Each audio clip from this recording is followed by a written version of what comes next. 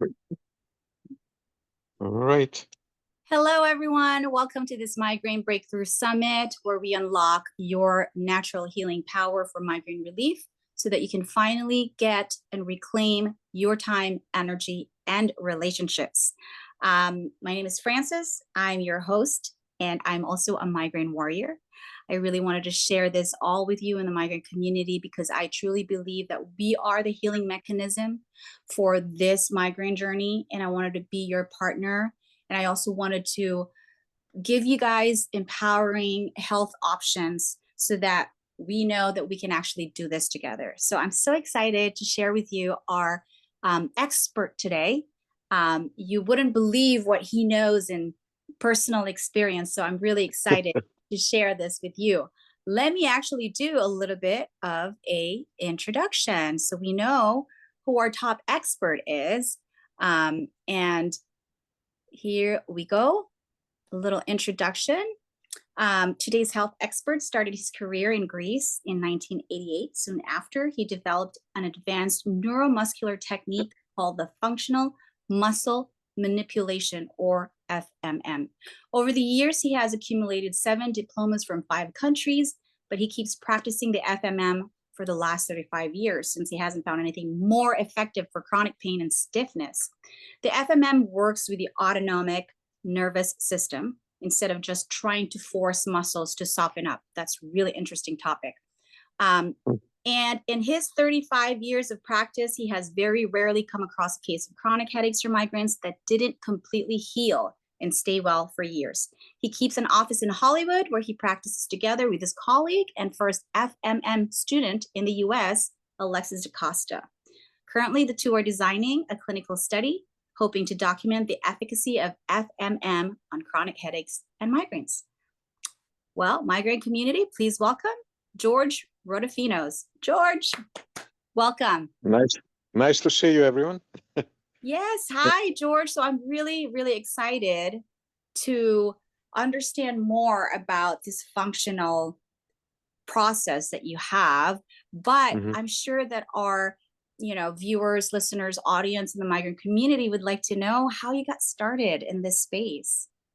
Well, first of all, let me start by saying what you're doing is amazing. So thank you. And I hope, thousands of people will thank you for this. Thank you, Will George. produce results. Yeah. Yes. How did I start, right? Yes. How did you get into this space? What inspired you?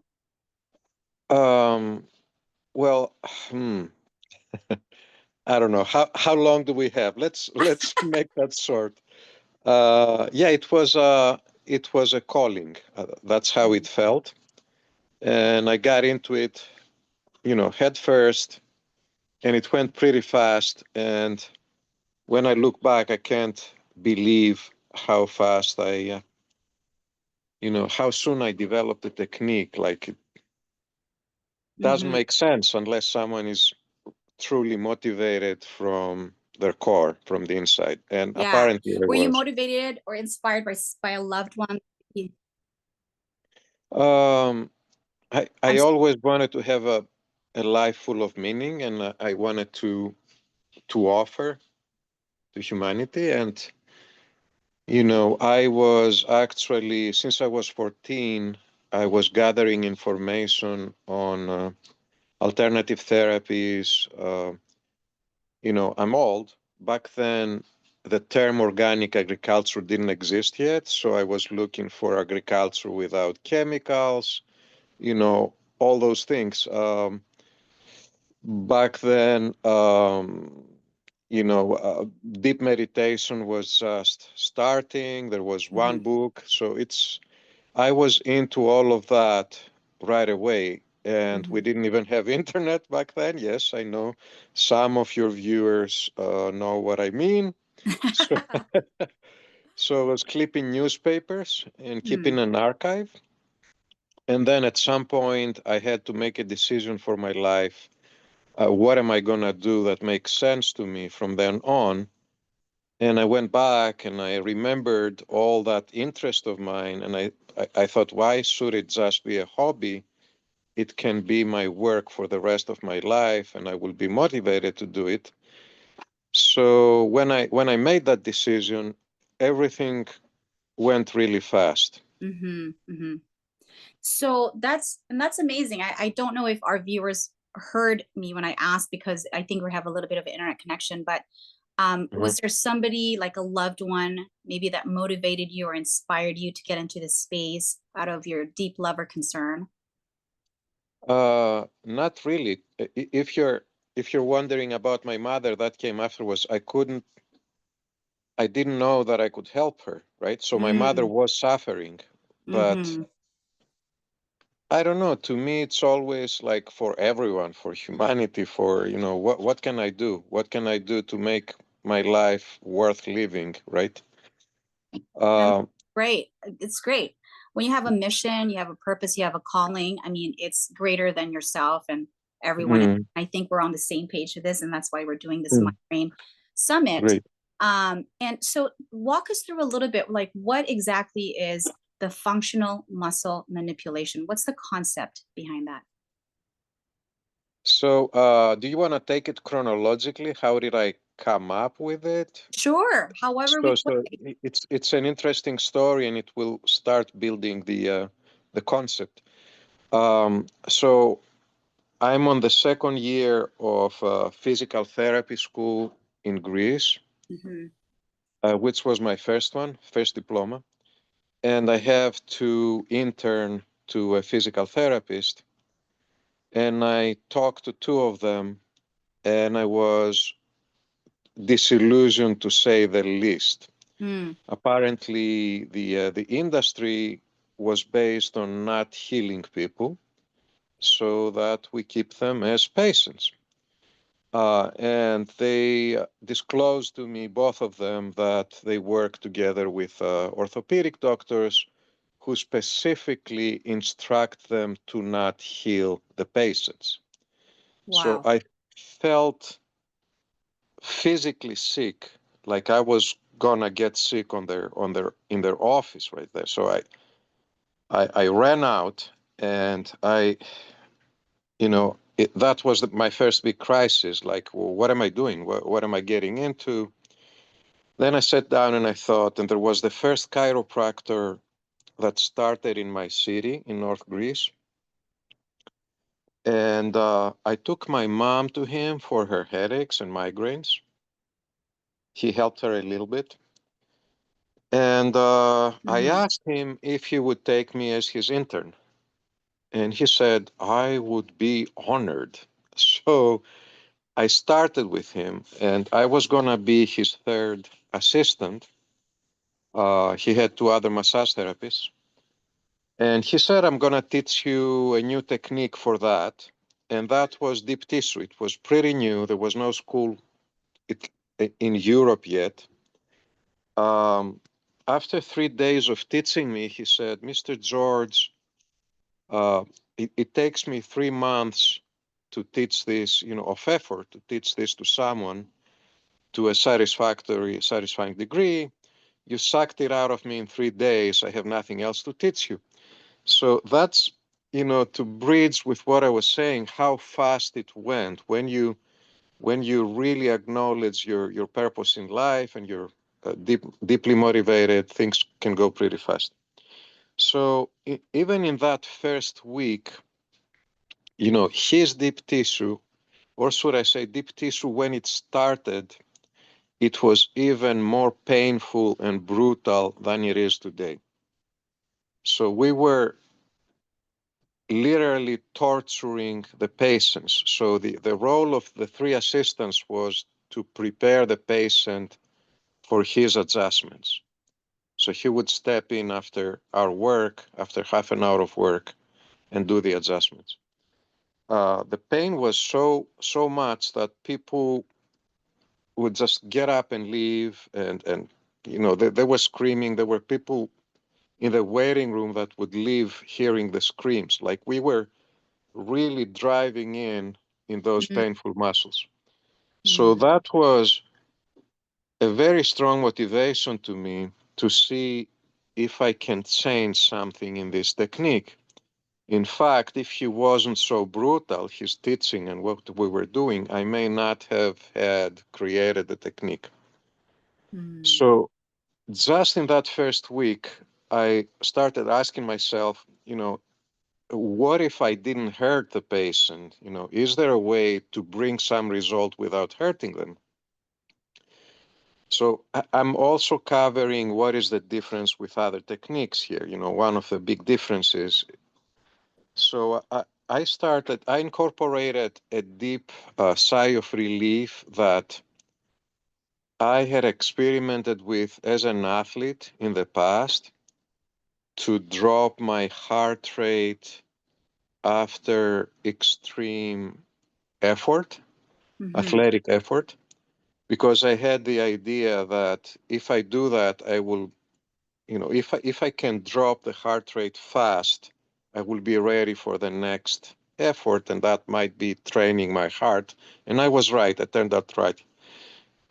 So I Mm-hmm. incorporated that breathing I had discovered, and the other ideas that I worked on was um, that when you hurt them, they contract to defend themselves from the intrusion, from breaking, from hurting.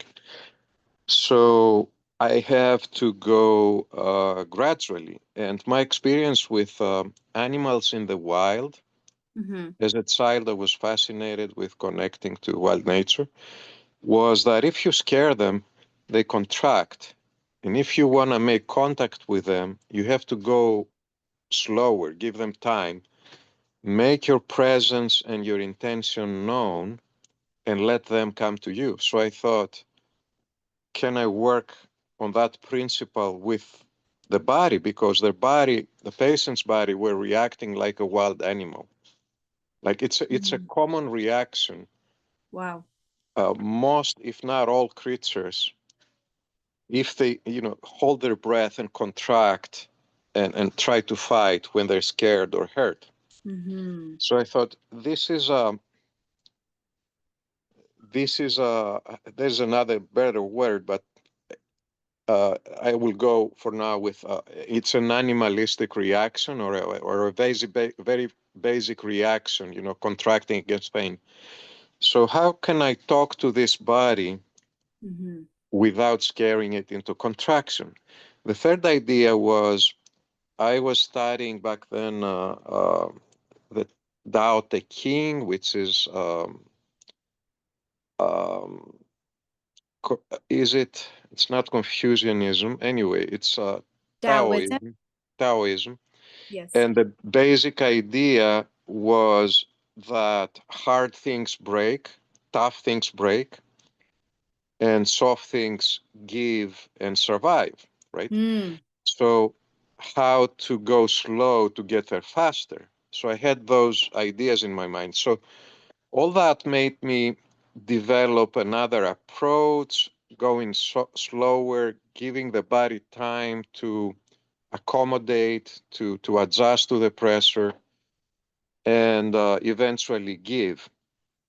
So now um, I, I knew I wasn't hurting them, which Mm-hmm. was what I wanted, but I had no idea if what I'm doing has any result for them. Yeah. And I started asking all those questions like, do hurting them have any result? Um, does chiropractic, I mean, chiropractic must have had a result because people kept coming and they were very satisfied. So, I was very green, very doubting, and I had no idea, what I'm doing. I definitely didn't have an intention to create a new technique. I had no theory in my mind for a new technique. I just didn't want to hurt them, and I was Mm-hmm. exploring, how I can do that. Now, pretty soon, the chiropractor called me in his office and he said, Mr. George, I'm very satisfied with your technique because it's much easier for me to crack them, his words translated, after you work on them. And I'm like, oh, that makes sense. When we hurt them, they go in that survival hyper reaction. And when he comes in, they want to fight for dear life. They're not going to letting him adjust them. Mm. But then still, I didn't know, what's going on. The next thing that happened, the patients, interestingly, started asking for me to Mm. prepare them. They didn't want to go with the other two ladies. Um, so that developed a tension. It disrupted his system, and I had to leave the practice Mm. because everybody wanted to go with me. So there was a lot of tension. So my first case, now this is how it gets interesting. First case was a 20 years of daily headaches. It's one of the articles I have that I linked you to. And again, I'm very green, doubtful. I have no idea that I have created something. I just have a very strong motivation to help that lady get out of her headaches.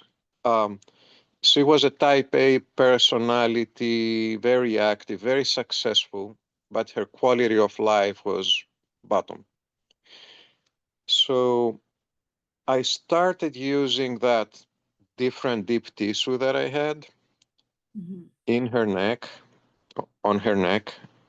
And the idea was to get in to the deepest layer of muscles that connect one vertebra to the other. That was what the chiropractor taught us. But you can't get in if you make your body fight back, right? So I worked gradually, eventually, getting better, getting deeper. After 3, 4 sessions, she started missing headaches. So that was encouraging. After 8 sessions or so, she didn't have a headache during the week. And about at 13 sessions, I decided to spread the distance to 3 weeks to see how long will Mm. her improvement last. And it turned out she didn't have a headache in 3 weeks. So session 14, I told her, um, it's time to stop. I mean, I'm here to heal people, not to keep them coming forever, right? So it's time to stop and let's see how it goes. And if you need me, you call me again. I called her back 2 years later. And in the meantime, I had many other cases. And on the phone call, she couldn't remember me or her headache. So I had to remind her that she had headaches and and then she was grateful. So about the 2 years mark is when I started realizing that this is not Kansas anymore. This is not deep tissue. Yeah. It's like nothing I had heard of back then. Um, there was no technique that I've heard of that could actually heal headaches for a long time or anything else, actually.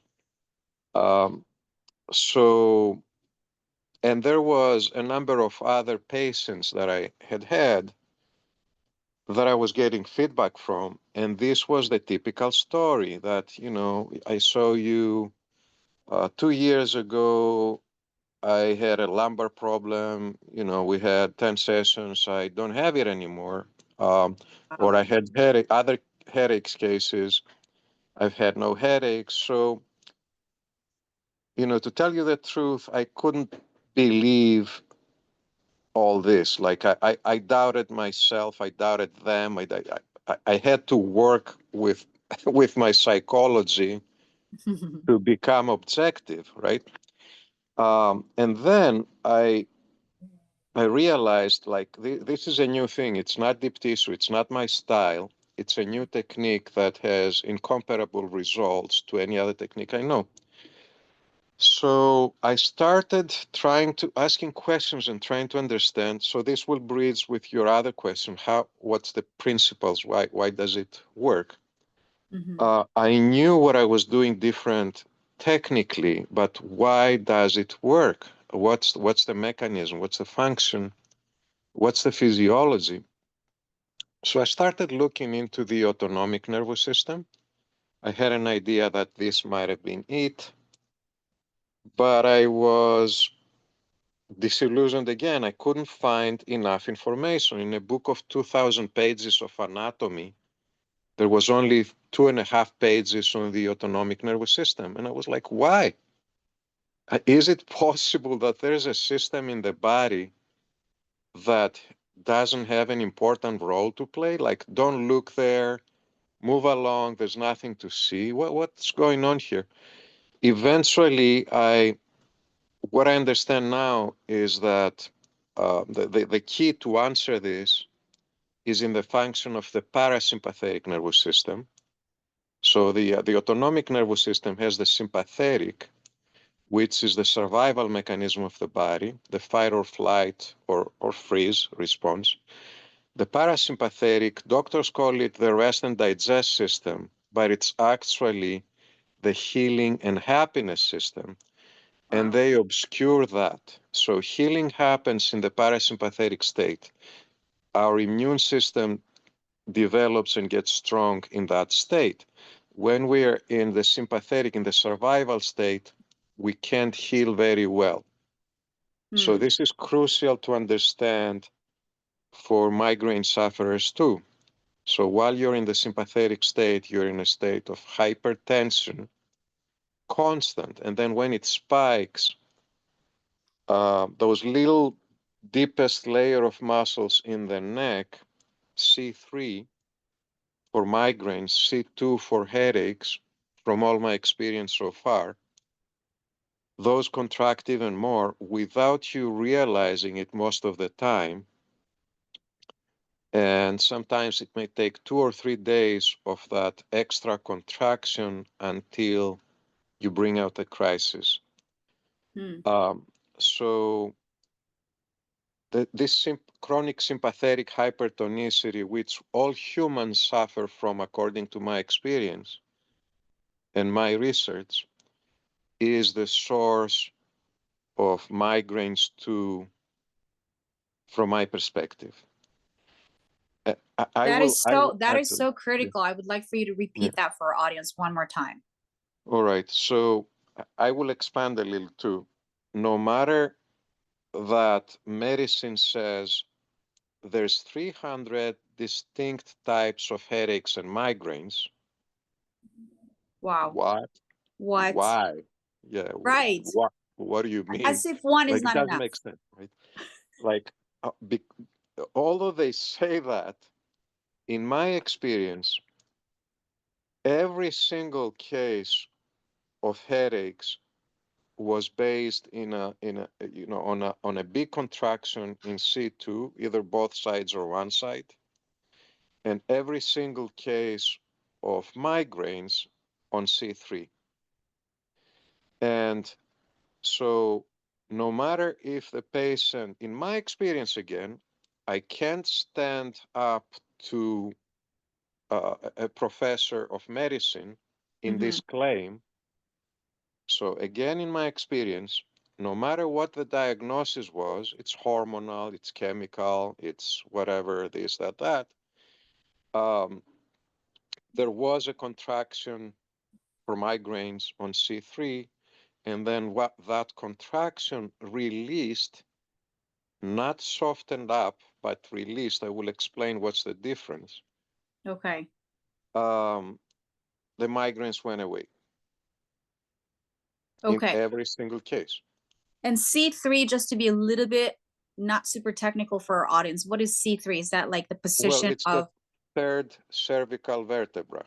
Gotcha. Like, if you touch the base of your skull, that's C1, Atlas, Mm-hmm. the depression in there. Mm-hmm. C2, C3, you may even feel the bump there. If you, It's almost uh, like at the base of your neck. Because honestly, uh, George, for me, it's like right here, like right at the base is where that's I'm where you feeling feel it. it. Yeah, Yes. Okay. That's where but it is. there's a chain of action here, a sympathetic chain of action, and what that serves for, if it wasn't serving your migraines as a natural reaction, what this chain serves is a survival reaction when we get scared or startled. We go, right? And so Mm. we take a sharp breath, we hold it, and we contract a bunch of muscles. Now, Mm-hmm. this is an instant reaction that's supposed to go away after a while. You become aware of that you're like that and you let go. But there is also a chronic contraction. So it can turn to a chronic contraction. And that's another long discussion. Why are all humans chronically contracted? Why some of us have more up here, others in their low back, you know, glutes, mid back, whatever. See. Um, Okay. but in every case, from my perspective, it's always what we call armoring, the chronic stage of it, which means that I have held my breath for decades, like we don't breathe deep enough. Mm. I have contracted my muscles for decades and I've dissociated from this whole function from decades. So it's these three elements: holding my breath, contracting, dissociating. What does dissociating mean? That we lose contact with the fact that we're doing this. So Mm. you're not aware. Now you are a bit aware that you feel it starting from here. So when you feel starting here, you know that, oh boy, it's coming, right? Mm-hmm. But there's much more to be felt before you feel that. Like Mm. we dissociate, we don't understand that I'm holding my breath even more now and I'm tight. Hi, how are you? Mm. You know, like Mm-hmm. we look at that and we are blind to it because everyone's like that. But Mm-hmm. if you start observing yourself and others, if you stop dissociating and start reassociating with your body and what others are doing, it's so obvious that you are in a state of intense defensiveness. All right. Mm. So, and when you get even more triggered, like during therapy, you start reacquiring your ability to sense what your body is doing, what you're doing, right? Mm-hmm. And then you're able to feel that you're like that and go, oh, what just happened? Why was I like that, right? By the way, that was the sigh of relief that I'm talking about, the deep breath, right? And I may repeat it again so people can, if anyone is paying attention, you can pick it up and reproduce it and see how it can help you. Um, so we are restoring your ability to reconnect with your body and to be able to feel when you're starting, when you're over contracting, and to also ask yourself what just happened and connect it to the triggers. So you start learning more and more and more about how you really function, right? Yeah. For me, it was very commonly, oh, it was that phone call, right? Mm. So a phone call from a bank or from whatever, something unpleasant and triggering would make me hold my breath, contract, and dissociate. And I thought I did pretty good with a phone call. Well, that's how you're doing pretty good. Pretty good meaning I don't feel the anxiety. How did I stop the anxiety? By holding my breath, contracting, and dissociating. So that is why we dissociate, to avoid feeling difficult emotions, unpleasant tension. We're getting out of it. Does that make Yeah. sense? It Yeah. makes sense. And just so we all understand here, it seems like from what I'm hearing from you is that mindfulness is really key, right? So that we're also aware of how, how effectively we're breathing. And also Yes.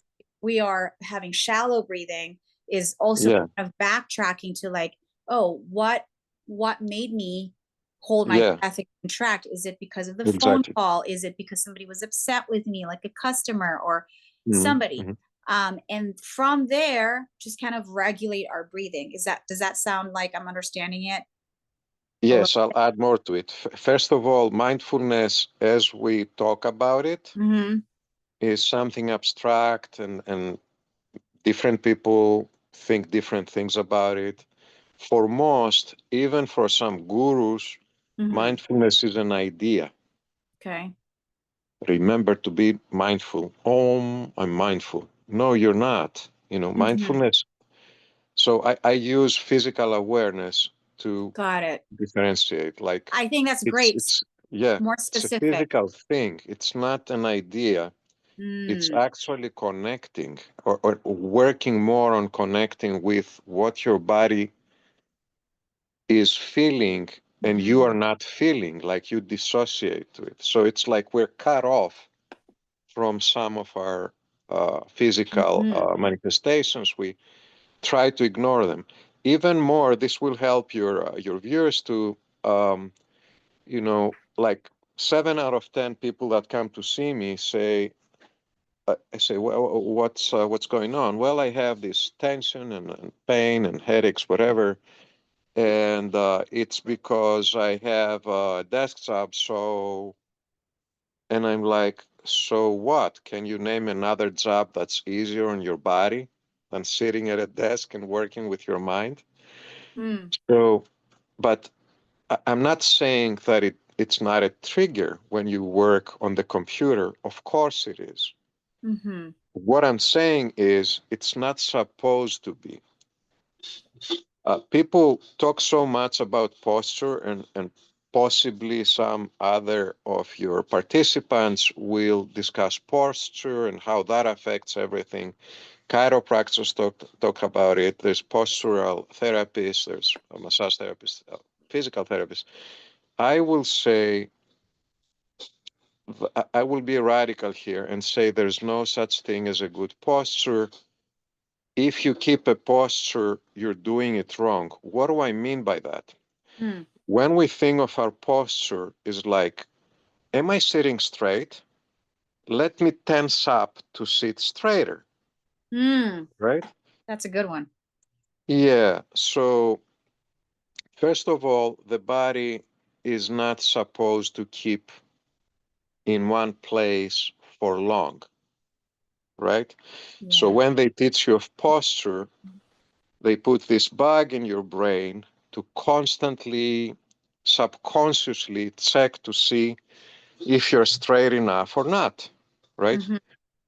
And then freeze there. Well, it's the freezing that hurts you. It's not the wrong posture. I So see. maybe two-dimensionally in a photo, you have a great posture while you work, but you're destroying yourself with that great posture.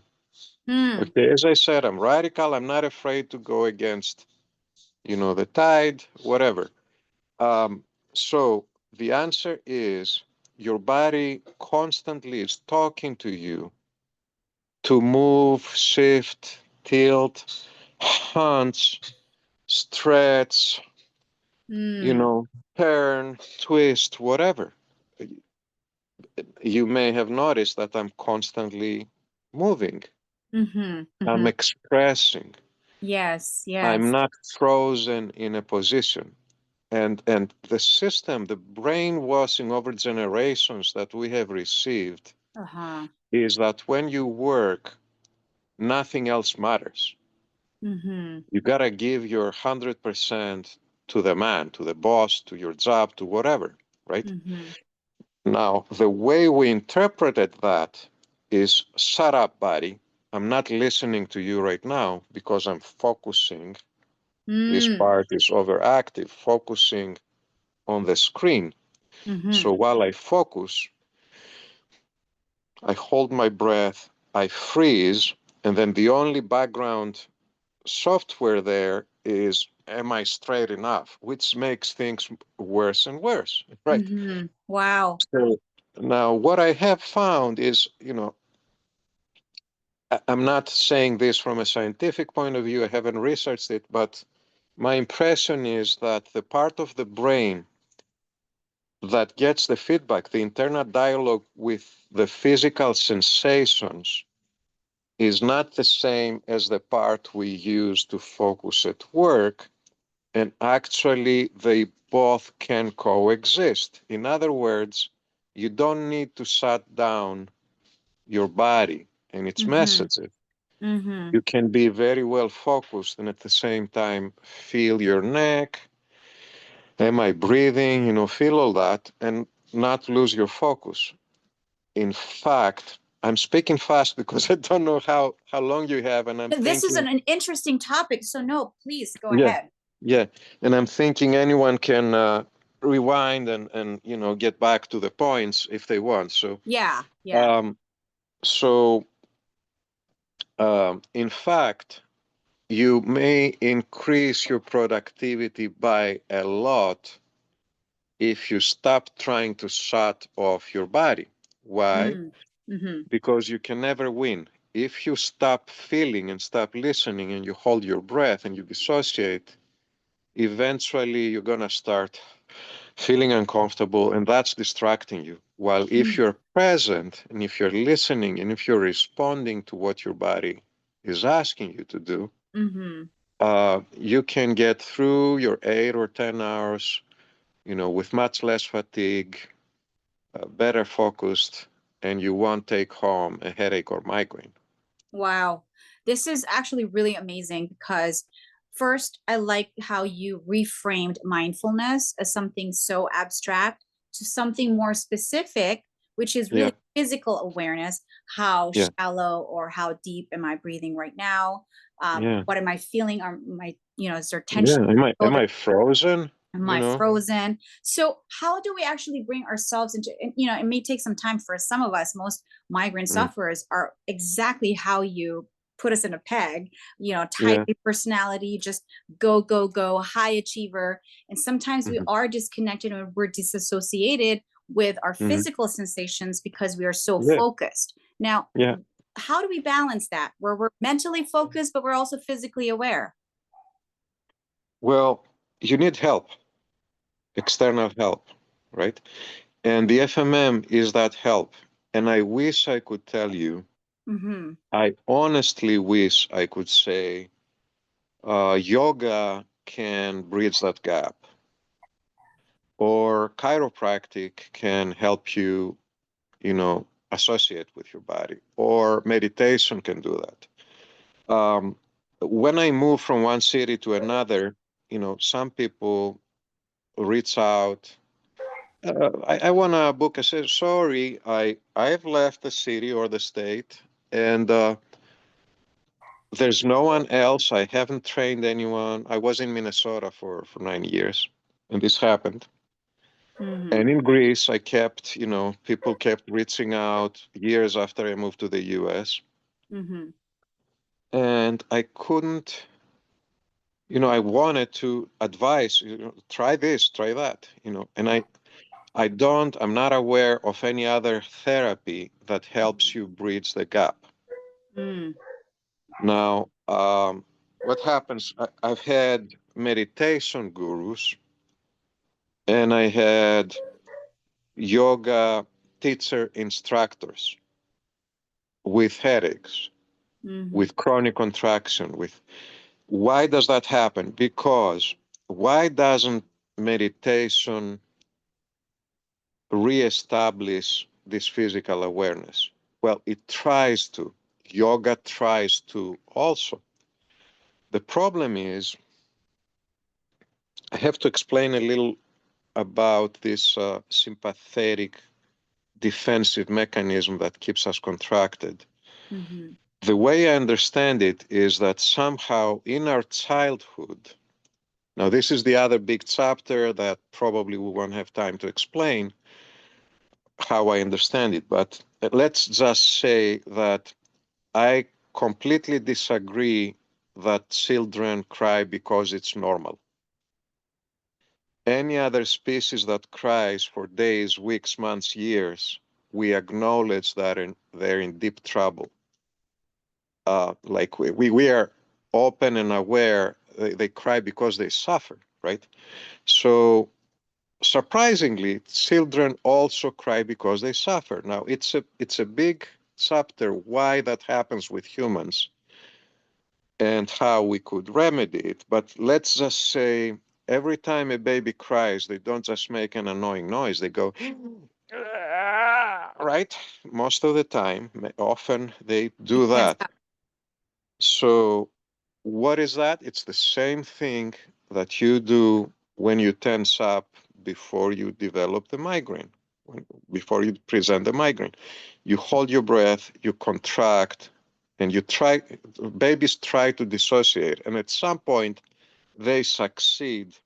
And that's when, we have this chronic armoring, like Mm-hmm. around the age of 5, I don't know. Babies have to hold their breath to stop crying Mm-hmm. Mm-hmm. and dissociate to the emotion that made them cry. Otherwise, they don't grow up. We expect them to grow up to stop crying, right? To dissociate to whatever emotion kept making them cry, recurring emotion. Mm-hmm. We're so unaware of what our babies feel, and we are blissfully forgetful to what we felt. So we lose our memory. To me, the crucial point is this dissociation when it happens. When we stop crying, we kind of erase a lot. I know this is also radical. I haven't heard it anywhere else. I mean, I have, but a small part of science talks about this. Mm. So I think this is what armors all humans. And then it's what really pisses me off is the hypocrisy of many of my colleagues that, they will start working on your back and they will go, oh, look at this. Look how tight you are. You are very tight. Why is it hypocrisy? Because no patient they ever had was not constantly tight. All humans and all their patients are constantly tight. But this is a selling system. Like, Mm. you are different. You are contracted. Oh, I wonder what this is. But they don't wonder. If they did, they might come to the same conclusions. Mm-hmm. They might ask, why are all humans so contracted? Mm. And what is this? Why don't they hurt here? This is so tight. Why doesn't it hurt? Well, that's the dissociation. But people don't ask. They don't really care. It saddens me. Yeah, yeah. Anyway, so this is our state. So all of us, from my understanding, dissociated to stop the pain and to forget about it and start our lives, right? Mm-hmm. And so this is the source of a lot of things that happen to us and a lot of health problems.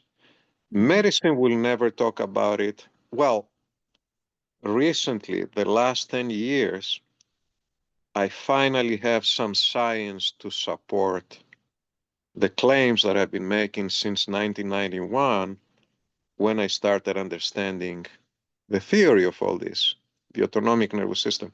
So in Mm-hmm. the past 10 years, something unique happened in science, in Mm-hmm. medicine, which is that a bunch of top level, globally top level trauma therapists, and I'm not talking about physical trauma therapy, I'm talking about PTSD therapy, Okay.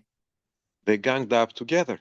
And this is unique because in science, if you're, a highly published, best-selling, whatever, doctor or therapist, you compete with all other best-selling therapists for who's the top dog. That's how it works. The system works. Well, these guys changed things, and I'm gonna mention Stephen Porges, the polyvagal theory. These are interesting reads for any migraine sufferer too. Um, Peter Levine, the somatic therapy, the body keeps the score. Yes, He's I've the heard author. about that. And Oh, no, I think a lot no, so of people that's by Van der Klok, Van der Klok, I think.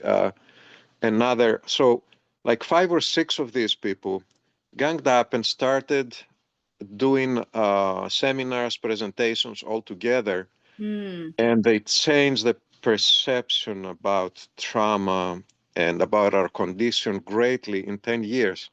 Mm-hmm. Not that science in general understood and changed. They didn't evolve, physical therapy didn't evolve, chiropractic, but they're saying now, these past 10 years, what I've been saying since 91, that uh, the sympathetic nervous system stores trauma in the body, in the brain. They have proof of that. It Mm-hmm. alters the brain. In the gut, we know that, Mm-hmm. and also in the muscles of the spine. Mm. So that's a huge change that medicine is not willing to do yet in general, Yeah. because Yeah. medicine is still stuck in the autonomic nervous system, by definition, doesn't affect the motor muscles of the spine. That's what they say. So they don't, you know, anxiety and trauma doesn't make you contract, they still say, right? Mm. But now these trauma therapists have proven and established otherwise. Mm-hmm. So now this supports all I've been saying all this time. Yeah.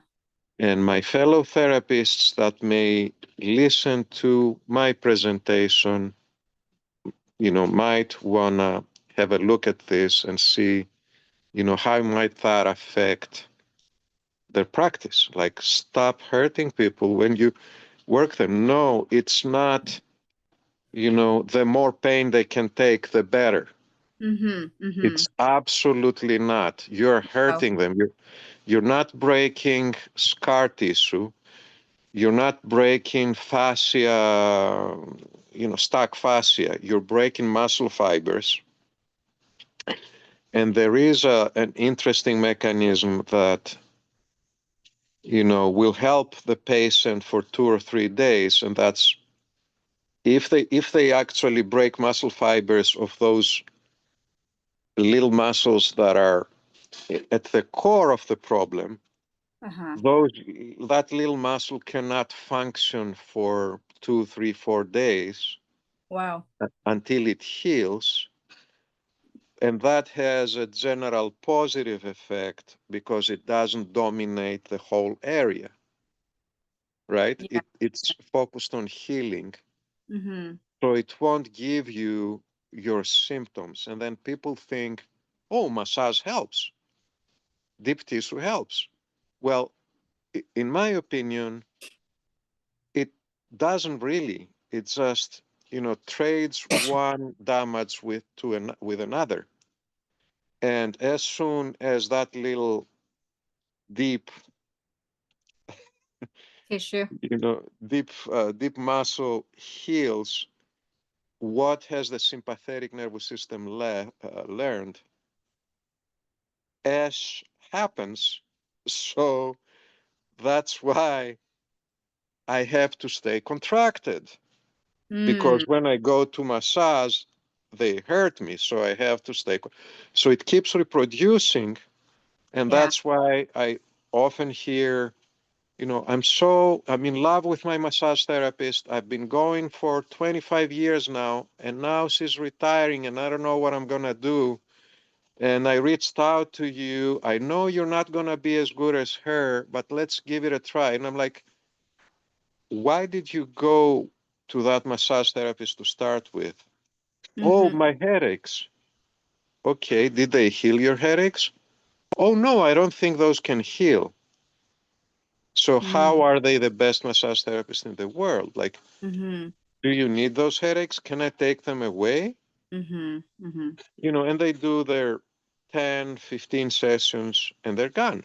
Wow. Wow. This After is 20. all remarkable, George. I mean, I can't thank you enough for giving us this information, because as migraine sufferers, sometimes our kind of like a tunnel vision, where because it hurts in the Yeah. head, we're only focusing on the head and we're thinking, And how there's can I, no exit. yeah, but Yeah. it's not. It's connected to muscles and tissue, and also the autonomic nervous system, Nervous which system. is Yeah. really eye-opening. And you've covered basically most of the questions I was going to ask you. It seems like Yeah. that last explanation was to understand the difference of functional muscle manipulation versus other techniques such as Other techniques. tissue massage and all that stuff. So, but I know that we're running out of time here, but I do want to also ask you, because I know that there will be some guests in our audience that would probably like to know more, right? And we're going to put your information as well. But I heard you also have a free gift for us. Tell us more about that. Can you unwrap that gift for us? So, sure. If someone lives in LA or are willing to travel and stay for at least a couple weeks and have therapy to heal, I will offer one session for free. Wow. That's a value of $130 right now, and it's going to go up. And if they don't live in LA and they win, is it by lottery? How do you have that? Or whoever asks for it first, how do you offer that gift? So if I'm willing to give one free session, it's on you who will get it. And if they don't live here, I will, for people that don't live here, I will offer a 15-20 minutes Zoom consultation. If they didn't get all the information they can get from me in this presentation, I will talk to them. But yeah, I need to close this question you asked. What can you do? Like, what can anyone do without the FMM? The path of physical awareness is valid anyway. Theoretically, someone might actually stop having the migraines by cultivating their ability to connect to their body and feel, and seeking that ability to release. Like if you start feeling the muscle, potentially you can ask it to release the same way that, all right, last thing, dissociation and proprioception. Proprioception is the opposite of dissociation. It's the ability to feel the state of the muscles. Like without looking, if I ask you if your hands now are clenched into a fist or extended or relatively relaxed, you can tell without looking. That's the proprioception from your hand. The same way you can feel your C3 muscle. We can cultivate your ability to feel it again and release it the same way you release the muscles of your fingers. Wow. So that's the goal with therapy. When you reach that point, you are self-reliant. You don't need my therapy or anybody else's therapy anymore. That's the ultimate goal, right? It's healing, that we are the healing mechanism and we're able to equip ourselves with the tools to heal ourselves. So this is so wonderful, George. I really, really appreciate your time and all of your wisdom and this free gift. So for our migraine community, I really appreciate you taking the time to join us. And I hope this has been very valuable for you. I hope that this empowers your health options and that we all can finally have migraine relief and reclaim our time, our energy, and our relationships. So until then, to anyone. Yes, that's correct. So thank you so much for everyone watching, and hopefully you can join us again at the next episode. Have a good day. Happy New Year. Bye, everyone. Bye. Take care.